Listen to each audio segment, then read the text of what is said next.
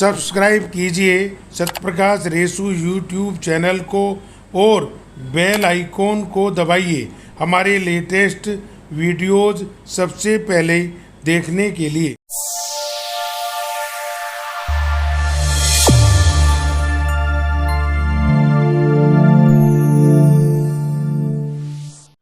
आज हम जीवन से जुड़ी एक नई कहानी की बात करेंगे जो हम सबके जीवन से लगभग दिन प्रतिदिन जुड़ी है। और चाहे कोई मनुष्य हो और चाहे कोई नारी, चाहे पशु और चाहे पक्षी, सबका जीवन परिवर्तनशील है। और प्रसन्नता की बात यह है, अध्ययन की बात यह है, ध्यान की बात यह है कि जीवन के हर क्षण में, हर पल में, हर स्थान पर तरह तरह के परिवर्तन आते हैं। उदाहरण के तौर पे जब एक बच्चा जन्म लेता है तो उसकी रिक्वायरमेंट उसके शरीर पर चिपके हुए गंध को साफ करने के लिए होती है। और बच्चा जैसे ही साफ हो जाता है उसका परिवर्तन आता है दूध पीने के लिए, माँ के आलिंगन के लिए। और जब बच्चा दूध पी लेता है तो उसके अंदर परिवर्तन आता है अपनी सांस ऊर्जा को तेज करने के लिए। बच्चा और बड़ा होता है,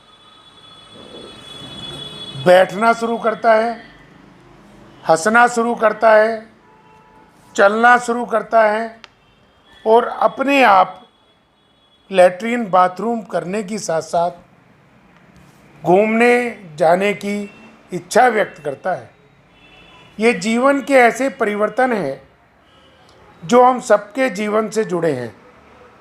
ठीक इसी प्रकार से बच्चा कभी रोता है, कभी हंसता है और देखते ही देखते आज के वर्तमान युग में बच्चा 3 से 4 साल में स्कूल में जाने के लिए परिपक्व हो जाता है।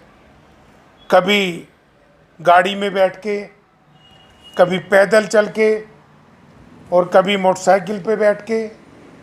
जब वो स्कूल जाता है, स्कूल में जाने के बाद जब टीचर से मिलता है, मित्रों से मिलता है, प्रिंसिपल से मिलता है, स्कूल के फंक्शन अटेंड करता है, समाज के बीच जाता आता है, तो उस बच्चे के जीवन में परिवर्तन आता है।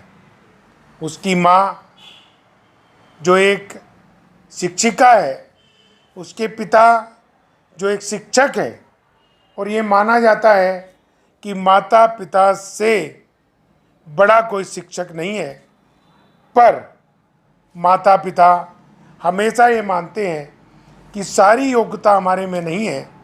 इस बच्चे के जीवन में परिवर्तन लाने के लिए कोई कुलाचार्य जरूरी है जो बोलने का, राजनीति का, साइंस का, व्यापार का, कृषि का आदि आदि बोध इस बच्चे को करा सके, शिक्षित करा सके, डॉक्टर बना सके, समाज सेवी बना सके, संत सुधारक बना सके।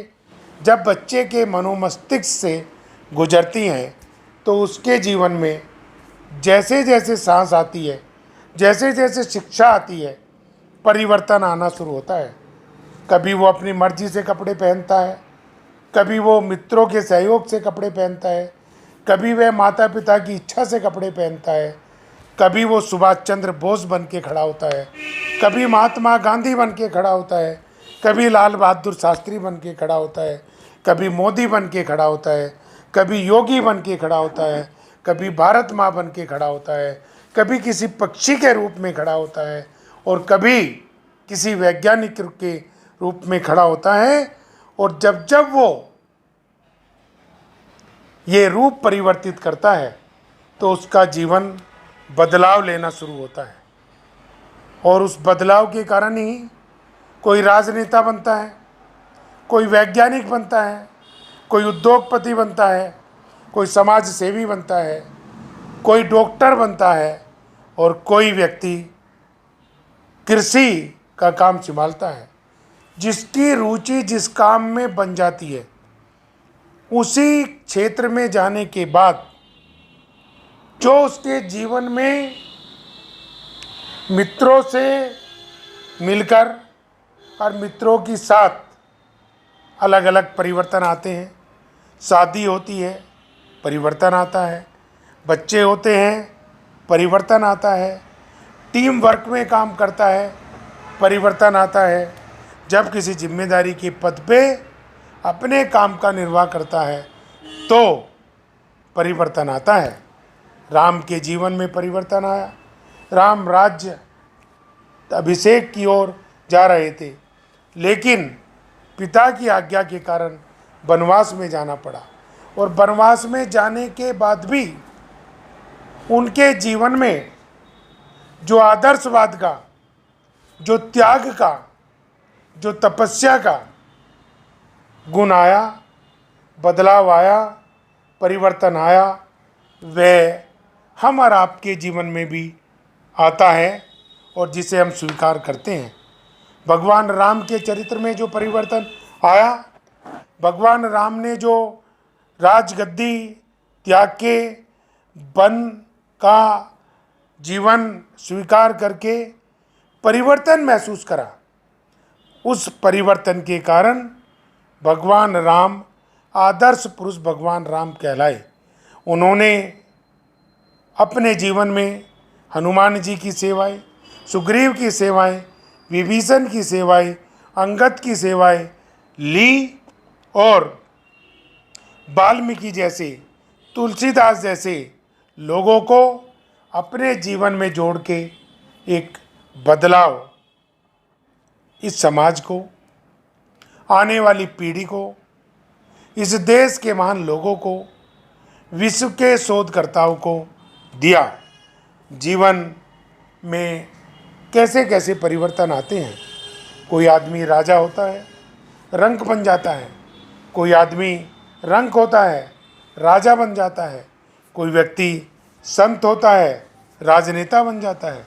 और कोई व्यक्ति आदर्श पुरुष बन के, त्यागी तपस्वी बन के, अपना सब कुछ न्योछावर करके स्वामी विवेकानंद, स्वामी दयानंद, चंद्रशेखर आज़ाद, शहीद आजम भगत सिंह, सुभाष चंद्र बोस, महात्मा गांधी बन जाता है।